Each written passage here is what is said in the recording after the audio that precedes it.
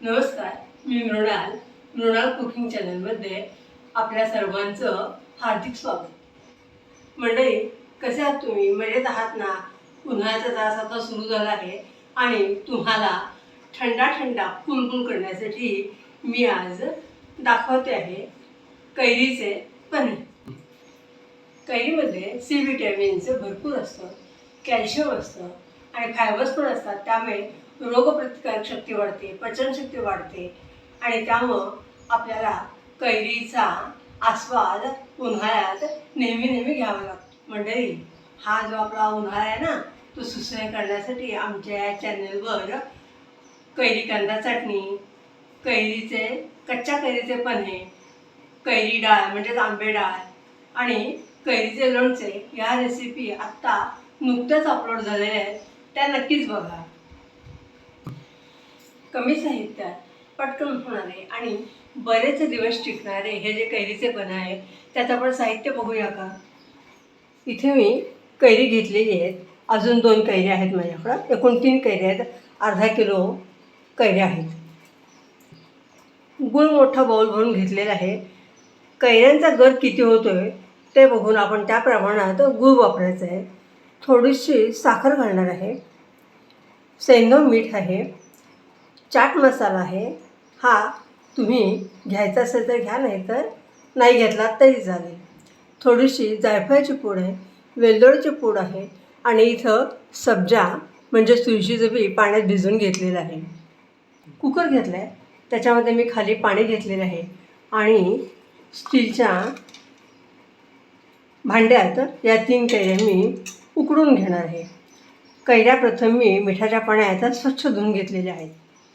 कुकरचं झाकण मी लावून घेतलेलं आहे, गॅस चालू केलेला आहे आणि त्याच्यावर हे आंबे कैऱ्या मी उकडून घेते। 2 शिट्ट्या करून घेणार आहे। 2 शिट्ट्या झालेल्या आहेत, मी गॅस बंद करून घेतला आहे। कुकरचं झाकण पडण्याची आपण वाट बघूया। कुकरचं झाकण निघालेलं आहे आणि आंबे जे उकडलेत ना त्यांचा एवढा मस्त वास सुटला आहे। आता हे मी खाली काढून घेते आणि आता हे गार करायला ठेवायचे।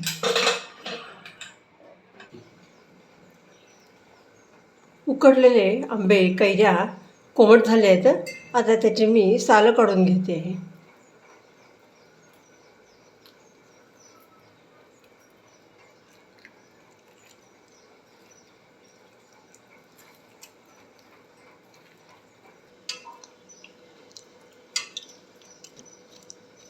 चमच्याच्या सहाय्यानं मी गर काढून घेते आहे।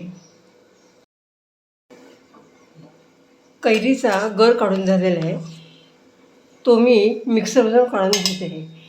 खरं म्हणजे आमच्या इकडं असं मिक्सरमध्ये काढून घेत नाही, तर असंच हाताने तो कुस्करायचा, पण मी आता काढून घेते। तुमच्याकडे जशी पद्धत असेल त्याप्रमाणे तुम्ही करा। मंडळी, मी हे सगळं मिश्रण मिक्सरमधून काढून घेणार होते, परंतु मिक्सर चालत नाही आहे, काहीतरी गडबड झाली आहे, त्यामुळे मी हे हातानेच असं कुस्करून घेते आहे।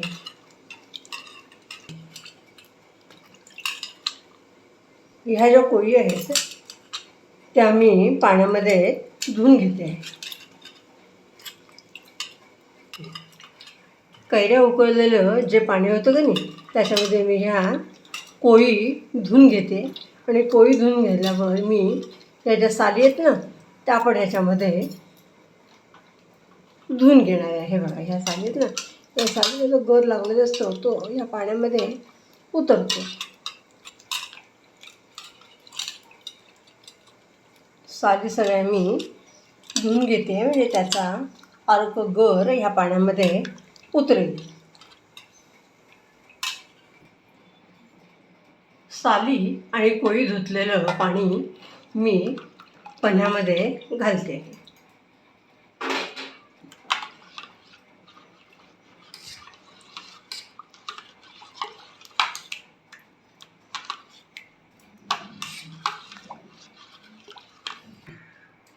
मीठ घालते,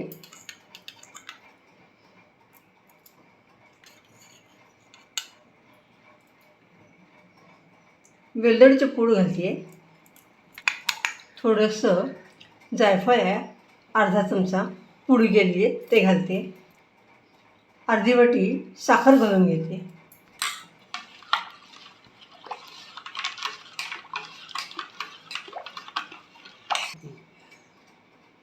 चिरलेला गूळ होता तो लवकर विरघळण्यासाठी मी ओव्हनमधून थोडासा काढून घेतला आहे आणि तो मी आता ह्याच्यामध्ये घालते आहे.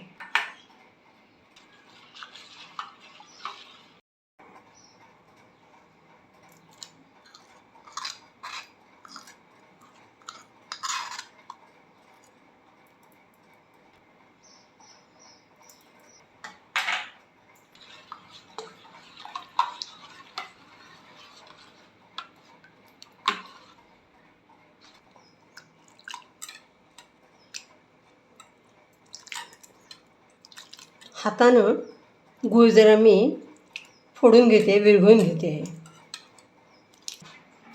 आता हे तयार झालेलं पण मी अर्धा तास फ्रीजमध्ये ठेवून थंड करून घेते आहे. थोडासा चाट मसाला घालते, केशर वेलची सिरप आहे ते मी 1 चमचा घालून घेते. ह्याच्यामुळं आपल्या पाण्याला स्वाद खूप छान येणार आहे.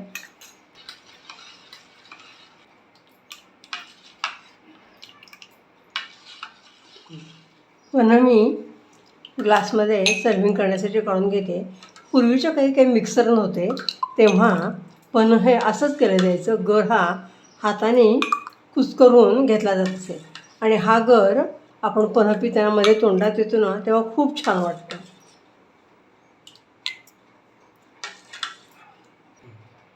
अशा रीतीनं आपलं पन्ह तयार झालेलं आहे. याची पौष्टिकता अजून वाढवण्यासाठी मी याच्यामध्ये सब्जा घालते आहे म्हणजे ते अजून पौष्टिक होईल. केशराची काडी घालते आहे. आपण केशर वेलची सिरप पण घातलेला आहेच आहे. अशा रीतीनं आपलं केशरयुक्त थंडगार पन्ह सब्जानी युक्त असं आंबट गोड उकडलेल्या आंब्याचं पन्ह तयार झालेलं आहे. अशा प्रकारचा पन्ह तुम्ही एकदा करून बघा. तुम्ही नक्कीच म्हणाल ये दिल मांगे मोर किंवा वन मोर. व्हिडिओ आवडल्यास लाईक, शेअर, सबस्क्राईब करा. तुमचे अभिप्राय कळवा. तुमच्या कमेंट्सने आणि सबस्क्राईब केल्यानं माझ्यासारख्या नवीन यूट्यूब चॅनलचा उत्साह वाढतो. अशाच कैरीच्या विविध प्रकारच्या पाककृती मी घेऊन येणार आहे. तोपर्यंत स्वस्थ राहा, आनंदी राहा, आणखीन पन्ह्याचा आनंद लुटा. धन्यवाद.